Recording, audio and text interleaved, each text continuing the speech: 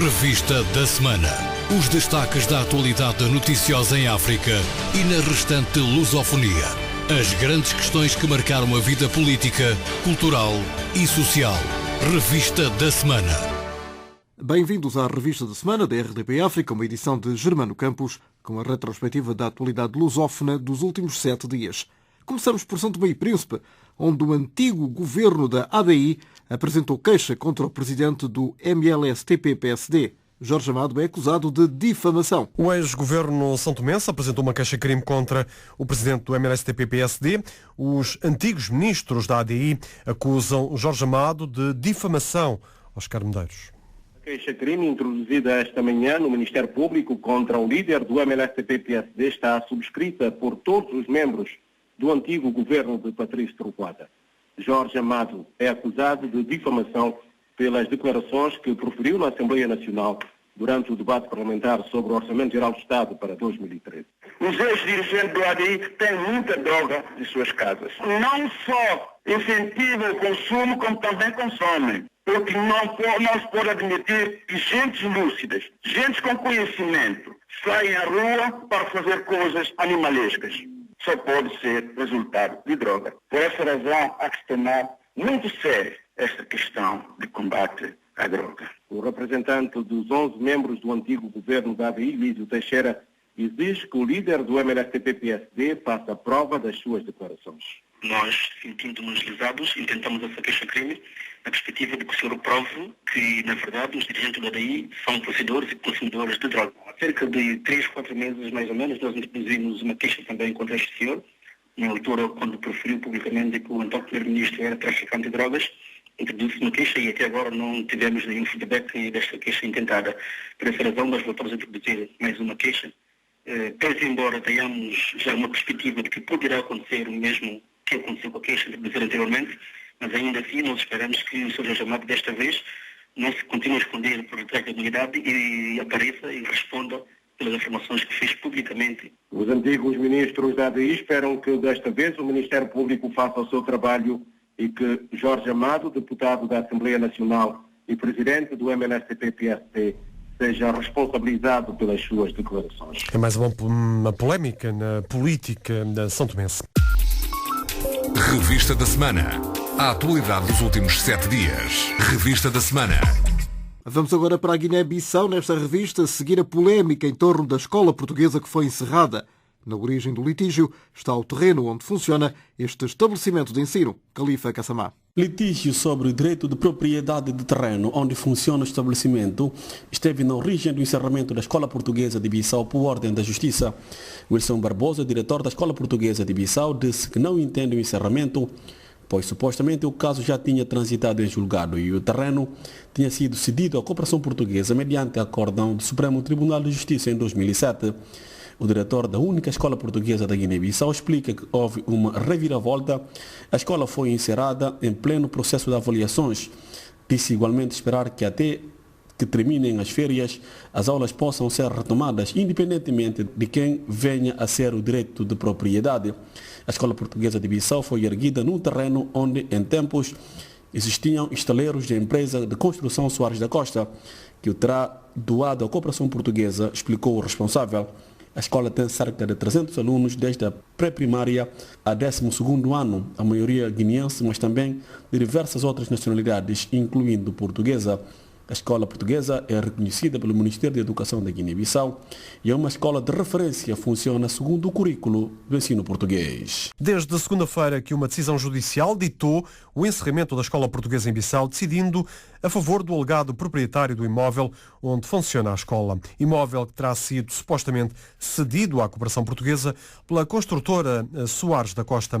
Contactada pela RDP África, a Embaixada de Portugal na Guiné-Bissau diz continuar a seguir com preocupação a situação. Por sua vez, o diretor da Escola Portuguesa, Wilson Barbosa, lamenta mais uma vez o sucedido e diz esperar que o bom senso prevaleça para bem do futuro dos cerca de 300 alunos da Escola Portuguesa em Bissau.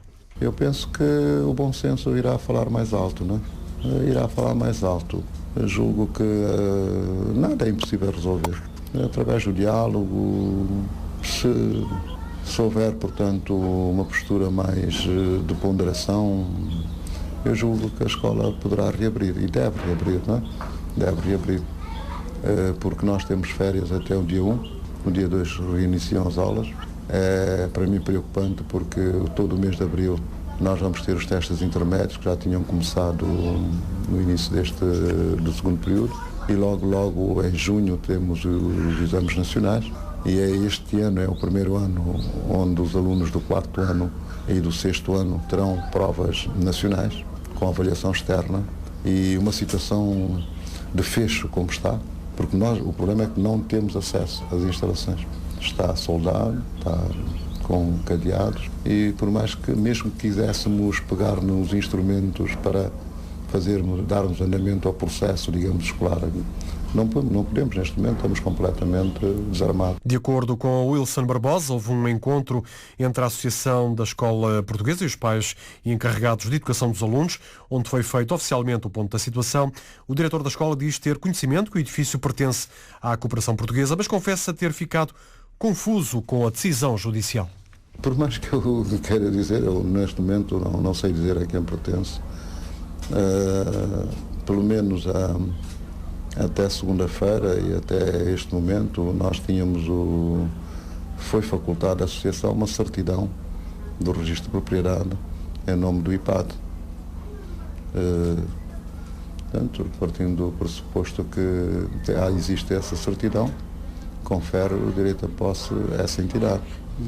Agora, se hoje estamos perante um outro cenário, é natural que eu confesso que fico um pouco baralhado. A RDP África está a tentar obter a versão do alegado proprietário do edifício, que promete esclarecer a situação mediante a exibição dos documentos que comprovam que é o verdadeiro proprietário do imóvel. E continuamos na Guiné-Bissau. A missão técnica das Nações Unidas, que se encontra na Guiné-Bissau desde ontem para avaliar a situação política, de segurança e de direitos humanos, reuniu-se hoje com o Presidente da República de Transição, Serifo Inhamadjo. À saída do encontro, o chefe da missão, Bruno Mpondo Epo, diretor da 2ª Divisão do Departamento de Assuntos Políticos das Nações Unidas, o responsável explicou aos jornalistas que a missão está a auscultar as autoridades de transição, comunidade internacional e a sociedade civil, a pedido das Nações Unidas, com o objetivo de definir prioridades na ajuda ao país para a saída da crise. Viemos para nos reunir com o Sr. Presidente, a quem queríamos explicar que o Conselho de Segurança da ONU nos pediu para irmos à Guiné, onde temos um novo representante especial, o Sr. Ramos Horta, que está no país com uma missão específica, que é de ajudar o país a sair da crise para regressar a uma ordem constitucional normal. Uma das prioridades da nossa missão é de ver com o conjunto dos parceiros nacionais e internacionais e o conjunto da sociedade civil quais são as prioridades, qual é o ponto da situação e de que forma concreta a ONU pode ajudar este país a ter uma vida normal e ajudar as populações a ter uma vida sã.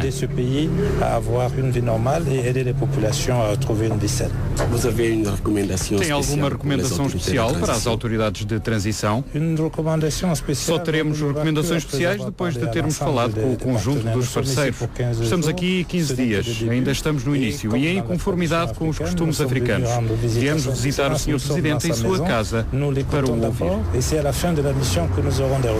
Depois do encontro de hoje com o Presidente de Transição, a missão prosseguirá mais reuniões com outras entidades do país. O Ministro da Justiça do Governo de Transição da Guiné-Bissau enalteceu hoje a eficácia de Portugal nas respostas às tramitações das cartas rogatórias solicitadas pelo país e defendeu que a Guiné-Bissau deve empenhar-se para atingir o mesmo nível de eficácia. Mamadou Saído Baldé falava no encerramento do seminário sobre as cartas rogatórias e pedidos de extradição que decorreu durante 2 dias em Bissau e no qual participaram diversas autoridades ligadas à Justiça. A iniciativa em organizar um seminário de formação sobre este tema traduz sem dúvida algum interesse que esta problemática apresenta perante os profissionais do foro e as autoridades judiciárias do país. Porém, gostaríamos de aproveitar esta ocasião para recomendar o alargamento desta iniciativa a outras experiências, nomeadamente os países que já possuem experiências sólidas sobre a tramitação de cartas rogatórias, tais como o nosso vizinho do Senegal, particularmente Portugal, com o qual temos o acordo de cooperação jurídica e judiciária desde os anos 1989 e que tem sido excelente no cumprimento das nossas cartas rogatórias expedidas. Espero, pois, que com este seminário possamos inverter o estado das coisas em relação à nossa capacidade técnica de resposta às demandas provenientes deste país amigo. Na mesma cerimónia, o representante especial do secretário-geral das Nações Unidas na Guiné-Bissau, José Ramos Horta, sublinhou a importância da cooperação entre Estados na luta contra o crime organizado, um fenómeno cada vez mais transnacional. Há hoje tipos de crime organizado que não se confinam num único país, tendo conexão espacial com mais de um Estado, o que leva as autoridades de diferentes países a estabelecerem mecanismos de colaboração e acordos que se destinam a neutralizar os seus autores, que vão cada vez mais aperfeiçoando os seus métodos de atuação para iludir as forças da ordem dos Estados. Pois o fenômeno de crime organizado é transacional, afetando muitos países, e é normal que os Estados troquem experiências ou atuem conjuntamente para a erradicação de um mal que afeta todos, direta ou indiretamente. O representante máximo do escritório da ONU na Guiné-Bissau manifestou mais uma vez a disponibilidade da organização no apoio à estabilização do país. O seminário sobre as cartas rogatórias e pedidos de extradição foi financiado pelas Nações Unidas. Os funcionários do Ministério das Finanças da Guiné-Bissau iniciam na próxima sexta-feira uma greve de 10 dias para reclamar o pagamento de 7 meses de subsídios em atraso. A paralisação, caso venha a realizar-se, vai impedir o pagamento dos salários aos funcionários públicos, civis e militares, pensionistas e reformados, referentes ao mês de março. Segundo o porta-voz dos dois sindicatos que anunciaram a greve, adiantou que o subsídio reclamado é um direito adquirido desde a época colonial e que há 7 meses que não é pago, adiantando que tem faltado diálogo entre os funcionários e a direção do Ministério das Finanças. Foi adiada por uma semana a deslocação do secretário executivo da CPLP a Guiné-Bissau. Morad Morarges era esperado esta terça-feira na capital guineense, a convite do representante especial da ONU na Guiné-Bissau, José Ramos Horta, para encontros de concertação. O adiamento da visita do secretário executivo da CPLP em uma semana à Guiné-Bissau deve-se à reunião no próximo dia 22, na sede da União Africana, em Addis Abeba, Etiópia, sobre a Guiné-Bissau, em que o embaixador Morad Morarges vai participar. A revelação foi feita à RDP África pelo representante especial do secretário-geral das Nações Unidas, Zé Ramos Horta. O antigo presidente do Timor-Leste garantiu que a reunião, que terá lugar na sede da União Africana, vai discutir o relatório da missão conjunta das organizações internacionais efetuadas à Guiné-Bissau no passado mês de dezembro. Apenas porque, entretanto, a União Africana, em Addis Abeba, reúne-se no dia 22, agora, sobre a Guiné-Bissau, para considerar o relatório da missão conjunta de dezembro, que finalmente está sobre a mesa da União Africana para ser aprovado. Nessas condições é que a União Africana convidou o representante especial da União Africana em Bissau, o embaixador Ovídio Pequeno, e o diretor executivo da CPLP em Lisboa, o embaixador Isaac Morarges, para se deslocarem rapidamente a Addis Abeba para participar na reunião. Entrevistado pelo correspondente da RDP África em Bissau, Khalifa Kassamá, Ramos Horta considera importante a missão técnica da ONU, que atualmente se encontra na Guiné-Bissau. Muita convergência de ideias, de pensamento e de possíveis propostas para o Sr. Secretário-Geral e Conselho de Segurança de como reconfigurarmos, reposicionar, rever as prioridades para melhor apoiarmos a paz, a estabilidade, a reconstituição do Estado Bissau-Guinense. Eu estou muito feliz com a qualidade dos técnicos que vieram do quartel-geral da sede das Nações Unidas em Nova Iorque, e não estão só a reunir comigo, estão a reunir com embaixadores, agências da ONU, membros do governo, partidos políticos, sociedade civil, para melhor entendermos como melhor servirmos a Guiné-Bissau, o povo da Guiné-Bissau. José Ramos Horta, representante especial do secretário-geral das Nações Unidas na Guiné-Bissau. Entretanto, um grupo de organizações guineenses da sociedade civil apresentou hoje um roteiro para o período de transição em curso no país.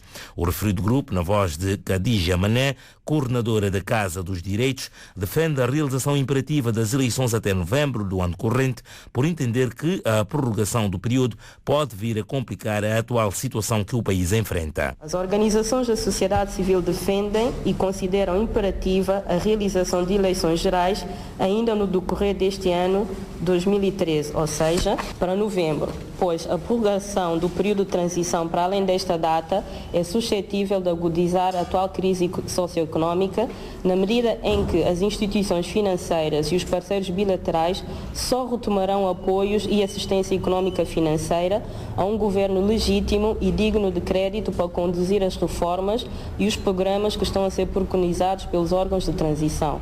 Contudo, para evitar que as eleições se transformem num ato de mera cosmética e de dispêndio de recursos financeiros dos contribuintes dos outros países, impõe-se que sejam adotados mecanismos e medidas adequadas capazes de permitir a aceitação e reconhecimento dos resultados eleitorais pelos atores políticos e militares. As organizações da sociedade civil reafirmam o princípio de rejeitar a criação de qualquer órgão antidemocrático capaz de agravar ainda mais as contas públicas. A porta-voz desse grupo de organizações da sociedade civil disse ainda que o coletivo defende que a transição em causa não deve ser encarada como um processo que visa resolver todos os problemas de instabilidade que o país vive atualmente. A transição em curso não deve ser considerada como um processo que visa resolver todos os problemas de instabilidade política na Guiné-Bissau. Qualquer transição não passa de um programa de emergência e de execução imediata, enquanto os problemas que estão a ser equacionados pelos órgãos de transição, nomeadamente a revisão constitucional,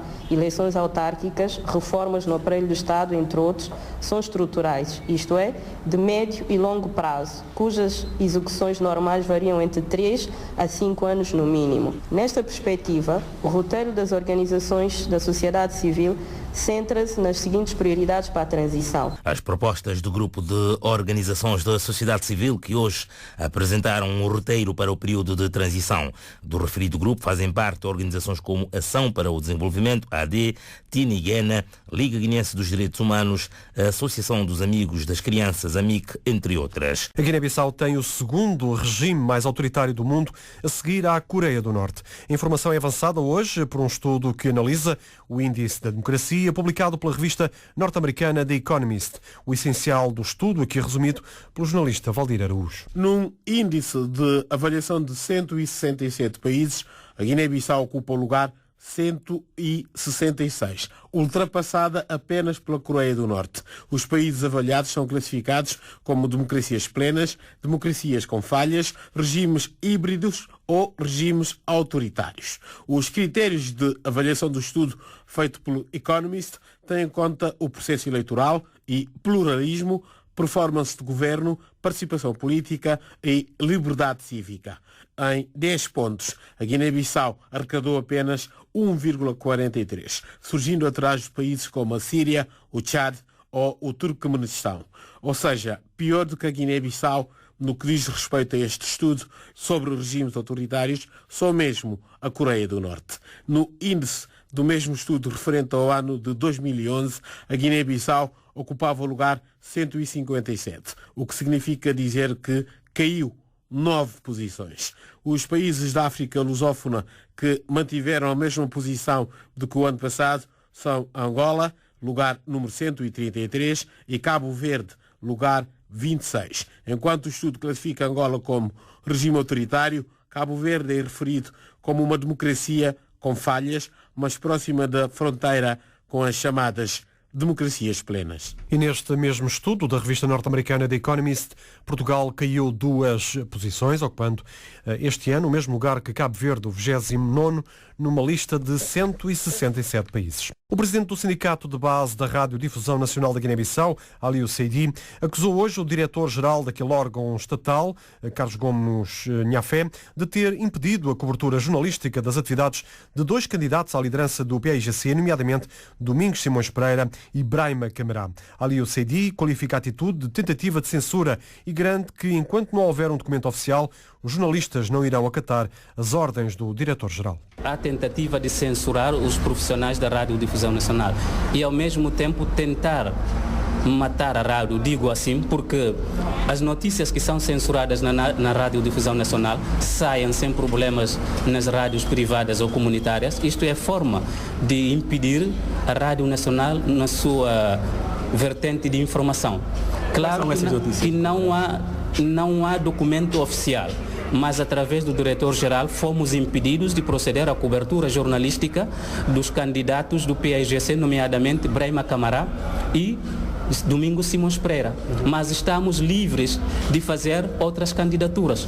Caso aconteceu com o Aristides Ocante da Silva, o spot foi gravado mesmo pelo diretor-geral da Rádio Nacional, sem impedimento. Como é que qualificam esta atitude? É uma tentativa de meter os trabalhadores da Radiodifusão Nacional noutras querelas políticas que nós não fazemos parte.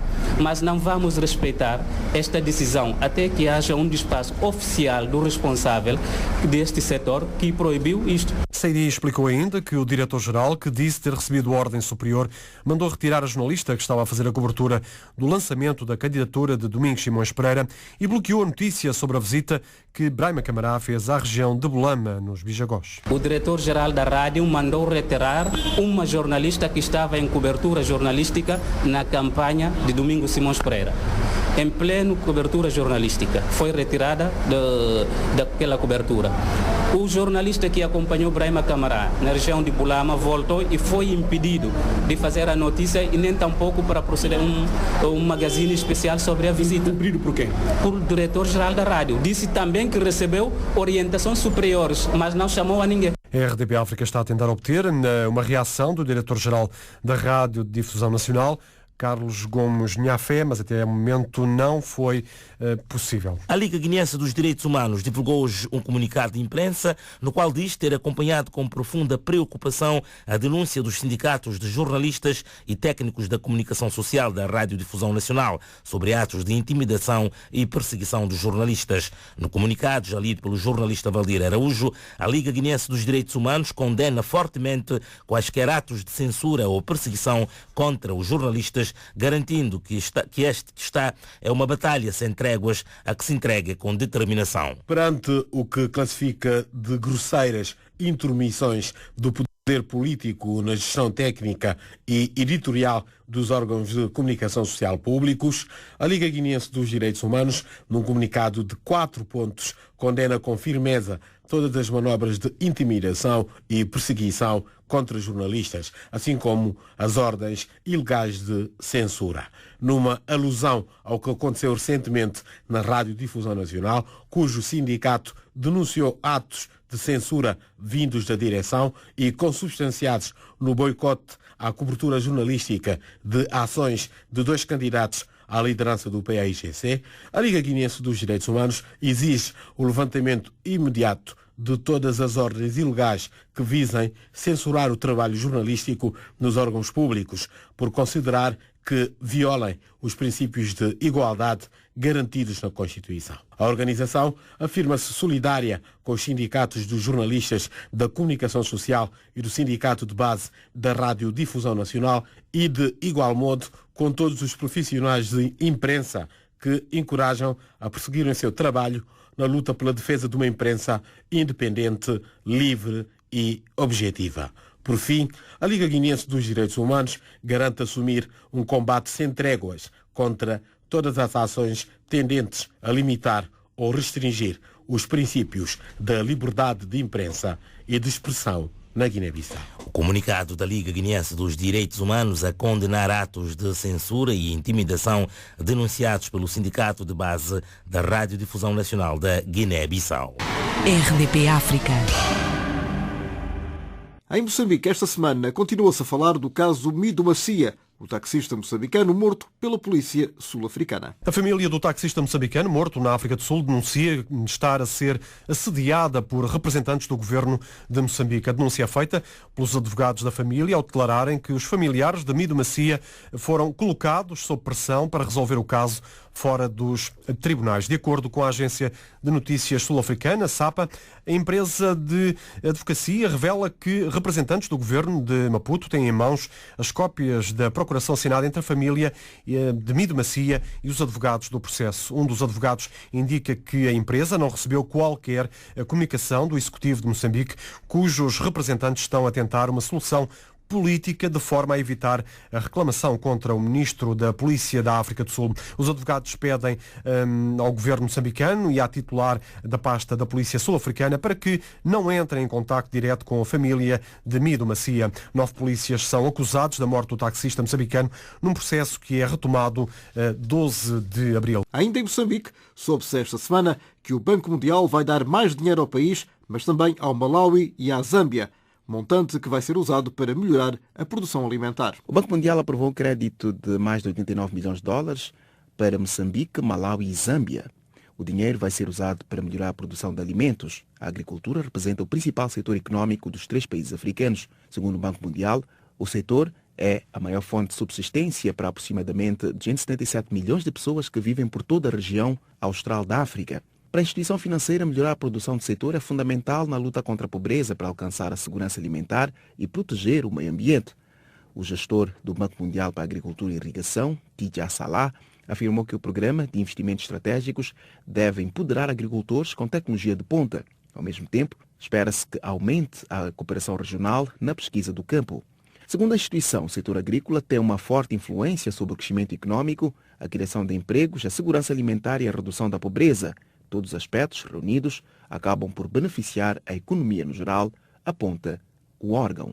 Da Rádio ONU em Nova Iorque, Eleutério Guevara. O chefe de Estado moçambicano insiste que a agricultura é essencial para a economia do país. Apesar dos recursos naturais, Armando Guebuza vai explicar que o setor agrícola precisa de mais investimentos. Palavras preferidas no Dubai Aronquab. O Presidente da República reitera que o desenvolvimento do país depende da agricultura.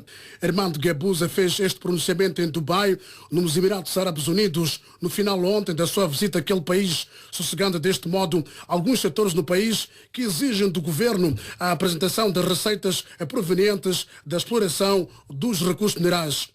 Para o chefe de Estado moçambicano, os recursos minerais como o gás e carvão são uma promessa de desenvolvimento, não havendo ainda resultados provenientes da exploração destes recursos.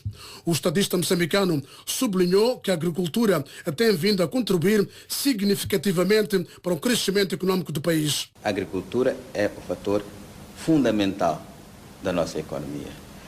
E nós estamos virando grande parte dos nossos investimentos exatamente até lá para a agricultura. São os serviços, é o turismo.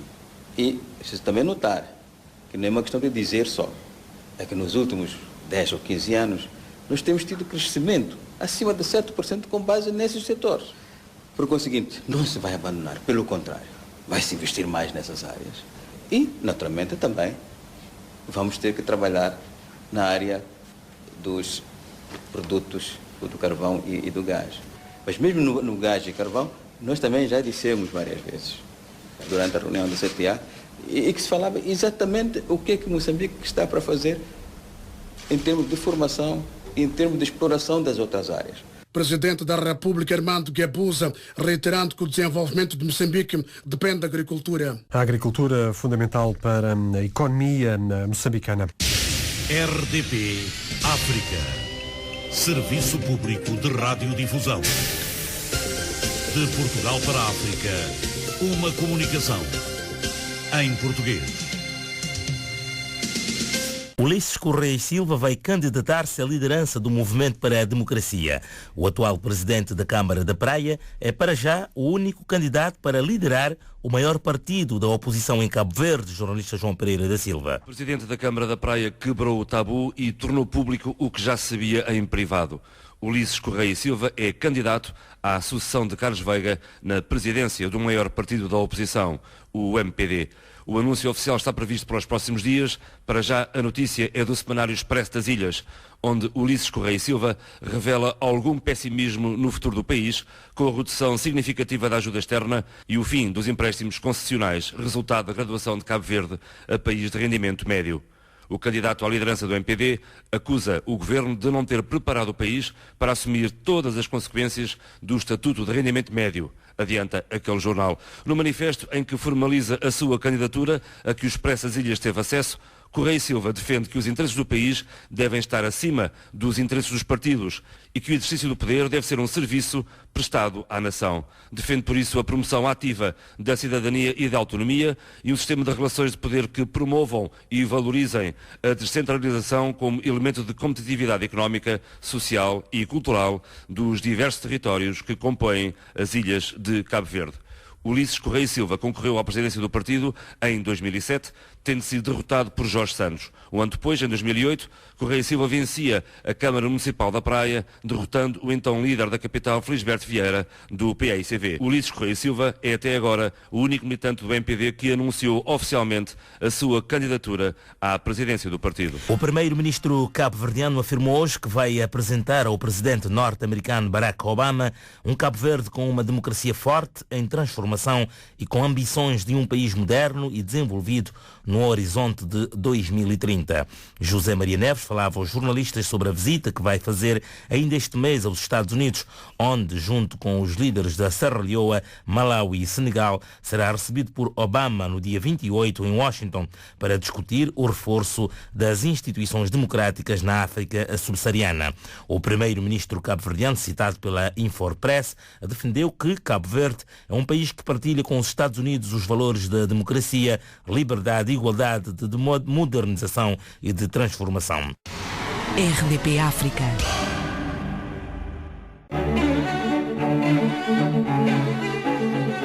Para crianças e adultos aprenderem música. É este o propósito da Casa da Música, inaugurada recentemente nos arredores de Luanda.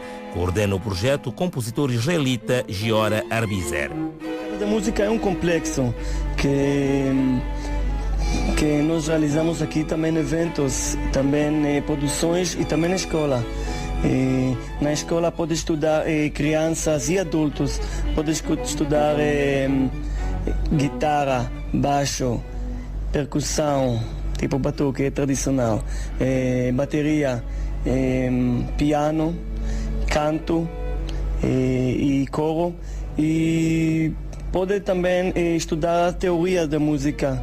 Essa é uma informação mais de música, mas também estamos abertos e queremos trabalhar em todos os aspectos de arte. Importa sublinhar que a Casa da Música pratica preços que variam entre 1.000 kwanzas, cerca de 8 euros, aos 3.000 kwanzas, valor próximo dos 24 euros. Os preços são muito simbólicos. Eu posso dizer que inscrição é 1.000 kwanza. E aluno, criança que quer estudar aqui paga 1.500 kwanza por mês para estudar piano ou guitarra. É muito simbólico. Aluno de mais de 17 anos paga 3.000 por mês. São preços que em nenhum lugar aqui em Angola existem. Giora Arbizer, diretor da Casa da Música de Luanda, inaugurada recentemente e que vai permitir a quem queira aprender a tocar um instrumento, a produzir um disco ou mesmo a cantar, o possa fazer a preços acessíveis. Os bispos de Angola e São Tomé classificaram hoje recentes declarações de Isaías Samacuva, líder da UNITA, como injuriosas e caluniosas por considerarem violarem e ferirem o decoro institucional e o bom nome da Igreja em Angola. Em causa está a reação de Isaías Samacuva aos comentários de alguns dignatários religiosos, nomeadamente o bispo emérito do Lubango, Zacarias Camoenho, sobre a decisão da UNITA em apresentar uma queixa-crime contra o presidente angolano José Eduardo dos Santos. Revista da Semana. A atualidade dos últimos 7 dias. Revista da Semana. A Associação Industrial Portuguesa juntou-se à Associação Empresarial Elo e ao AICEP para lançar uma nova plataforma empresarial que visa fomentar o comércio, investimento e parcerias entre empresas lusófonas e de regiões envolventes.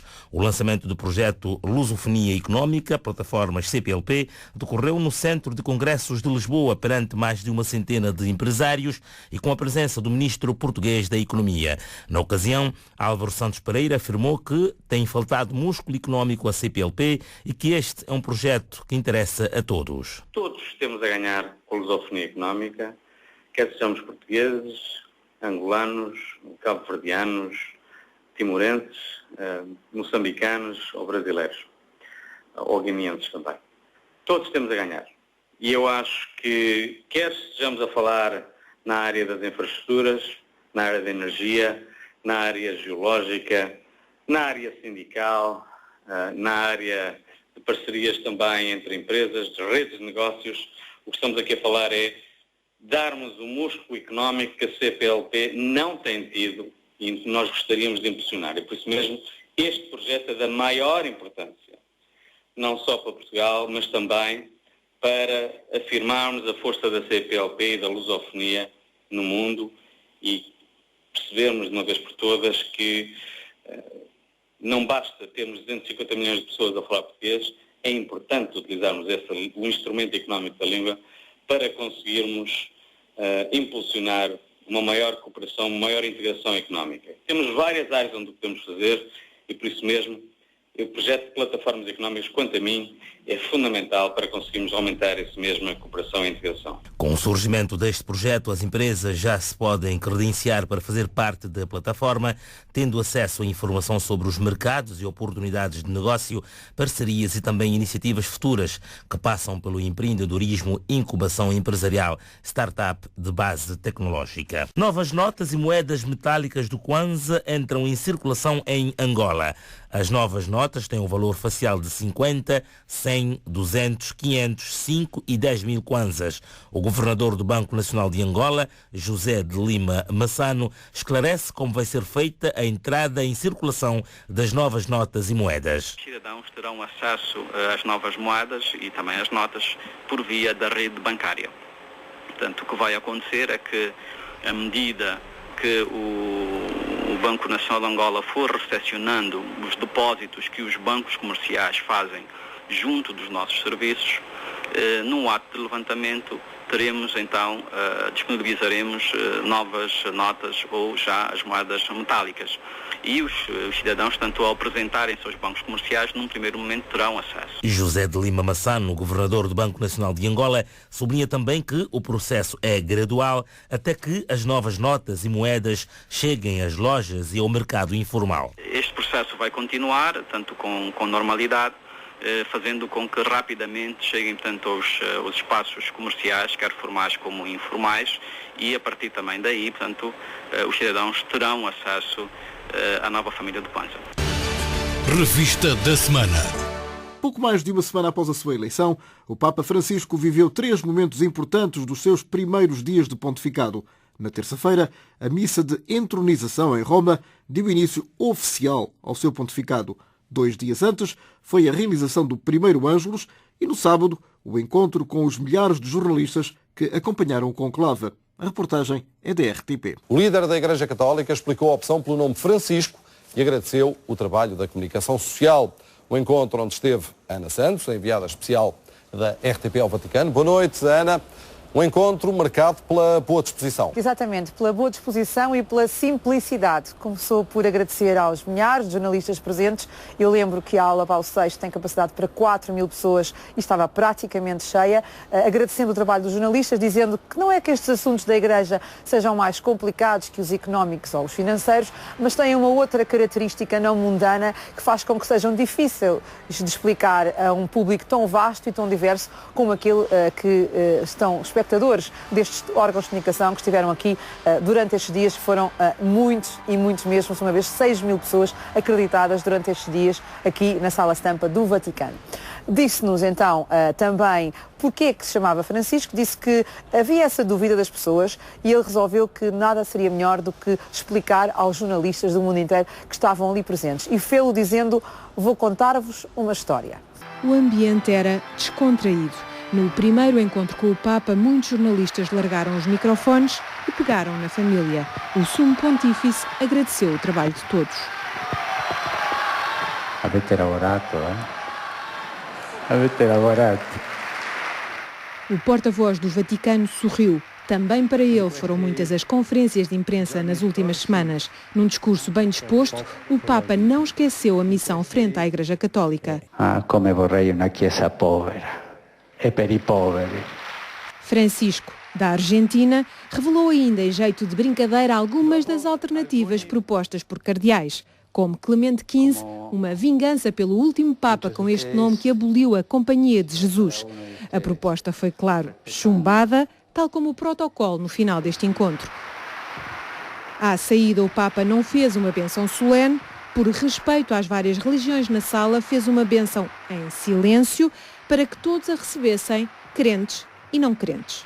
E depois do encontro com os jornalistas, o banho de multidão no primeiro Ângelus, celebrado na Praça de São Pedro, com uns toques de humor à mistura. No Vaticano, milhares de pessoas assistiram hoje ao primeiro Ângelus do Papa Francisco, uma oração. Ana Santos, boa noite. Teve alguns momentos de boa disposição. Logo pelo modo simples com que se dirigiu aos peregrinos aqui na Praça de São Pedro, desejando-lhes um bom dia e depois pegando no tema da homilia desta manhã na Capela de Santana, a Misericórdia, dizendo que estava a ler um livro do Cardeal Caspar por estes dias, um livro muito interessante, não que quisesse fazer publicidade aos livros dos seus cardeais, arrancando algumas gargalhadas aos peregrinos que aqui estavam na Praça de São Pedro. E depois também pelo modo com que se despediu dos fiéis, desejando-lhes um bom almoço. Foram 2 momentos deste Ângelus, que durou cerca de meia hora. Não houve a tradicional várias línguas que se ouviam com Bento XVI, não houve isso, mas houve outras coisas e, sobretudo, essa frase que ficou do dia de hoje: Deus perdoa sempre, são os homens que se esquecem de lhe pedir perdão. O Sumo Pontífice falou em italiano e mais uma vez quebrou o protocolo. Os antecessores faziam a saudação em várias línguas, mas nem por isso falhou a comunicação. O Papa riu e fez rir os fiéis até na despedida.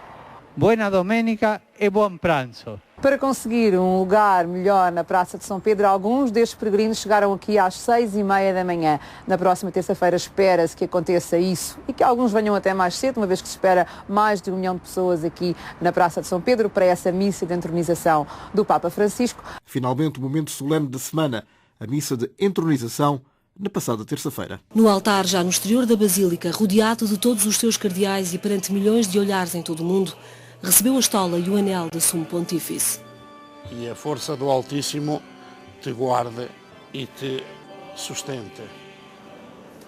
Morimos. O Presidente da República assistiu à missa inaugural do novo Papa, acompanhado do Ministro dos Negócios Estrangeiros.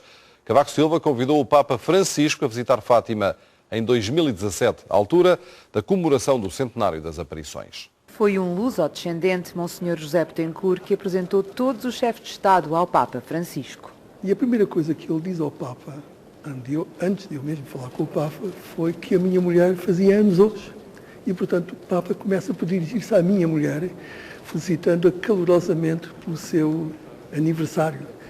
Eu depois, como é óbvio, e já tinha pensado, disse ao Santo Padre que seria uma grande alegria para os portugueses que ele pudesse visitar Portugal. Horas antes, já na presença de Paulo Portas e Durão Barroso e para júbilo dos milhares de fiéis que o aguardavam, o Papa Francisco entrou pela primeira vez na Praça de São Pedro de carro e sem qualquer proteção. Os fiéis que esperaram horas em pé para participarem na missa de inauguração do pontificado não ficaram desiludidos com as palavras do novo Papa. Humildad, entrega, servicio, sobre todo a los más pobres. We are Orthodox, but he's a nice figure. Muy emocionante, fue un momento increíble y las palabras, bueno, lo justo y necesario. Numa praça onde esvoaçavam bandeiras dos 5 continentes, não faltaram as cores portuguesas. Eu acho que o Papa é muito simpático e acho que vai ser um bom homem para a Igreja. pela expressão, pelas primeiras palavras, julgo que é um Papa muito mais perto das pessoas do que o outro Papa. E quando ele disse horizonte de esperança, eu imediatamente pensei em Portugal. Nós precisamos de abrir um horizonte de esperança, em particular para aqueles que estão desempregados. O Papa Francisco voltou a falar da atenção que todos devem dar aos mais pobres, aos mais fracos, aos que normalmente estão na periferia do coração dos homens. E voltou a pedir para rezarem por ele. Ana Santos, RTP, Vaticano. RDP África. E está tudo dito e contado nesta revista da semana da RDP África. Foi uma edição de Germano Campos, que volta na próxima semana, como sempre, aos sábados, depois da 1 da tarde. Comemora-se hoje e pela primeira vez o Dia Internacional da Felicidade. Uma data definida pelas Nações Unidas e que reconhece a relevância da felicidade no bem-estar universal. A reportagem de Leda Letra, da Rádio ONU em Nova Iorque. Esta quarta-feira é o primeiro Dia Internacional da Felicidade. A data 20 de março foi definida em resolução da Assembleia Geral aprovada no ano passado, reconhecendo a relevância da felicidade e do bem-estar como objetivos universais. Em uma mensagem sobre o dia, o secretário-geral da ONU destacou que a busca pela felicidade é elemento essencial do esforço humano. Ban Ki-moon lembrou que em todo o mundo as pessoas aspiram a viver uma vida feliz e plena, livre de medos e em harmonia com a natureza. O mestre em psicologia pela Universidade de São Paulo e autor de uma pesquisa sobre a felicidade concorda.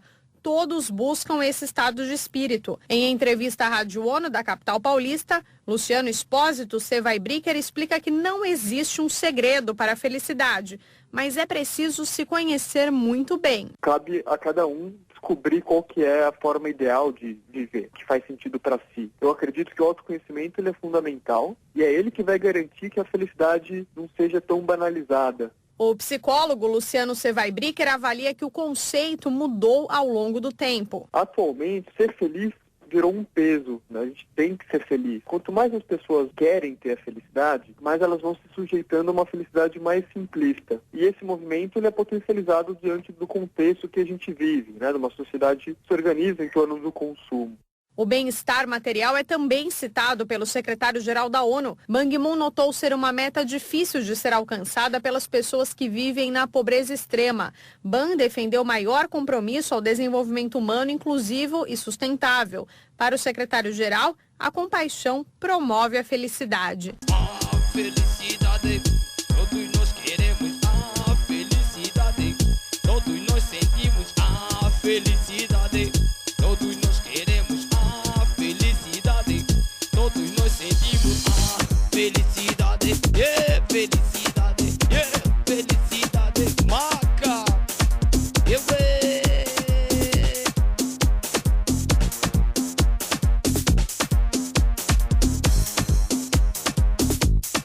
São problemas.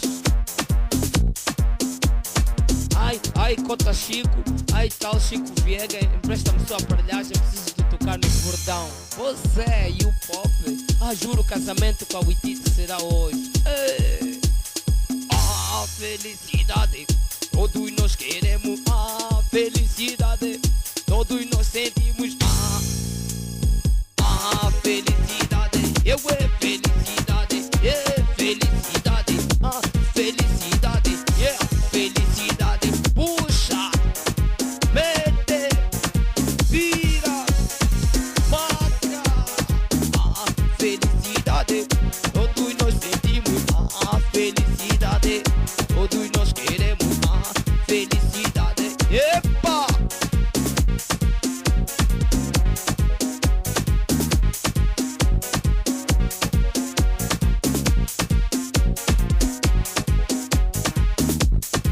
Epa, sentir no osso. Sobe, Camilo.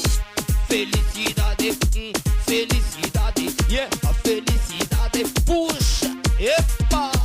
Felicidade, dale. Felicidade, felicidade. Felicidade, a felicidade. Todos nós queremos a felicidade. Todos nós sentimos a felicidade. Oba, felicidade.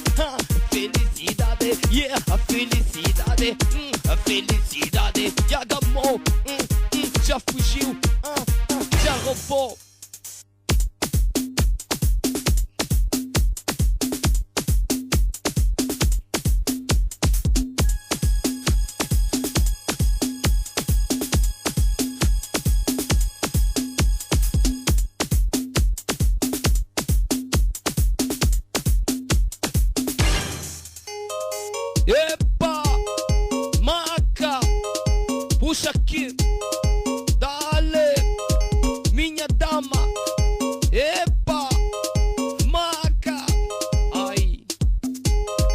problemas da vida. Ai, ai, não, porque ai, cota Chico Viega. Hoje eu vou tocar no bordão. Meu casamento hoje será com a Uitite. Por isso passa-me só as tuas colunas. Você e o pop, não enganas. Tudo isso é felicidade. Dale, puxa, simbora. Felicidade, felicidade, felicidade. Revista da Semana. Os destaques da atualidade noticiosa em África e na restante lusofonia. As grandes questões que marcaram a vida política, cultural e social. Revista da Semana.